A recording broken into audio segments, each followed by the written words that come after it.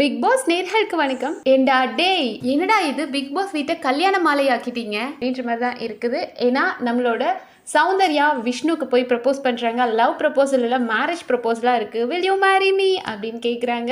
அப்படியே ஷாக் ஆகுறாங்க வீட்டுக்குள்ளே இருக்கிறவங்களாம். ஜாக்லின்லாம் ஓ மை காட், என்ன நடக்குது, பிக் பாஸ் வீட்டில் வரலாற்றிலே முதல் முறையாக ஒரு மேரேஜ் ப்ரப்போசல் இங்கேயா அப்படின்னவும், விஷ்ணுக்கு இது வரைக்கும் அவங்க ரெண்டு பேத்துக்குள்ளேயும் அஃபெக்ஷன் இல்லாத மாதிரியும் அவருக்கு அது தெரியாத மாதிரியும், oh my god it's unbelievable டா கியூட்டி அப்படின்ற மாதிரி, ஓ எனக்கு ரொம்ப ஷாக்கிங்காக இருக்குது, எனக்கு பேச்சே வர மாட்டேங்குது, அப்படியே நான் பிளாங்க் ஆகிட்டேன் அப்படின்னு சொல்லி ஹக் பண்ணுறதும், அவங்களும் ஐயோ ஸோ க்யூட் அப்படின்ற மாதிரி சௌந்தர்யா ரியாக்ஷன் கொடுக்கறதும், இந்த மாதிரி நான் வாழ்க்கையில் ஒரு எக்ஸ்பீரியன்ஸ் பார்த்ததே இல்லைப்பான்னு நம்மளோட விஷ்ணு சொல்கிறதுக்கு, அண்ட் சௌந்தர்யம் டே நானும் யாருக்கிட்டையும் இப்படிலாம் பண்ணதே இல்லைடான்றதும், இதெல்லாம் பார்த்தா உங்களுக்கு ட்ரூவாக தோணுதா?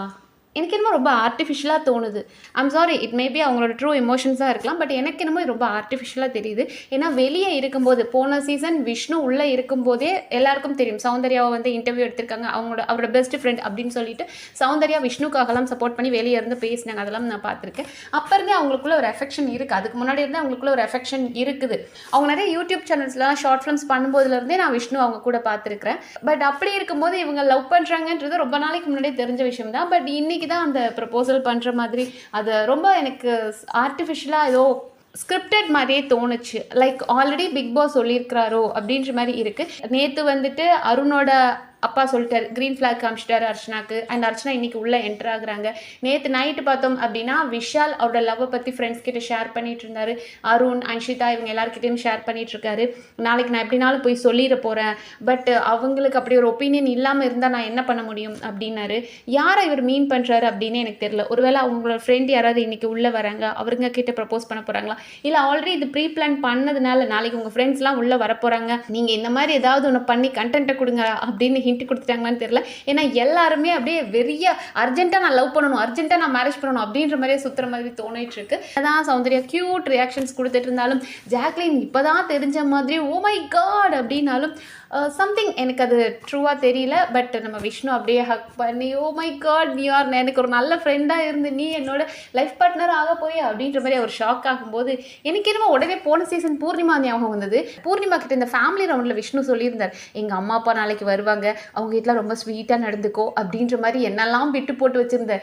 டே க்ரீன் அனிமல், நீ அப்பப்போ மாறி மாறி பேசுவியடா, உனக்கு ஏற்ற ஆள் தாட்டா சௌந்தர்யா. அவங்க எப்போ எந்த ரியாக்ஷன்ஸ் கொடுப்பாங்கன்னே தெரியாது.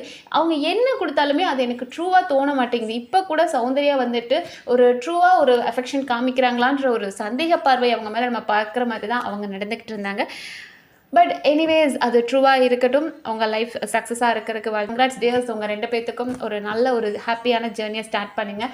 லைஃப் அப்படின்றதுல நிறைய அப்ஸ் அண்ட் டவுன்ஸ் இருக்கும், கூட ஒன்றா இருக்கணும். ஏன்னா இன்றைக்கி இருக்கிற செலிப்ரிட்டிஸ் அதை பண்ண மாட்டாங்க. நம்மள மாதிரி நார்மல் பீப்புள் அதில் நம்ம ஸ்டிக் ஆன் பண்ணுவோம். எந்த ஒரு ரிலேஷன்ஷிப்னும் ஓகே நம்ம அட்ஜஸ்ட் பண்ணி போகலாம் அப்படின்றதாகட்டும், இல்லை ஒருத்தருக்கு ஒருத்தர் அண்டர்ஸ்டாண்ட் பண்ணி போகணுன்ற ஒரு ஐடியாலஜியோடு நம்ம இருப்போம். பட் இவங்களுக்கெல்லாம் வந்து ரொம்ப ஈஸியாக பிரேக்கப், செப்பரேஷன் அப்படின்றதெல்லாம் இன்றைக்கி இருக்கிறதுனால சொல்கிறேன். But anyway happy for you guys. டெஃபினட்டாக ரெண்டு பேருமே நமக்கு ரொம்ப தெரிஞ்சவங்க தான்.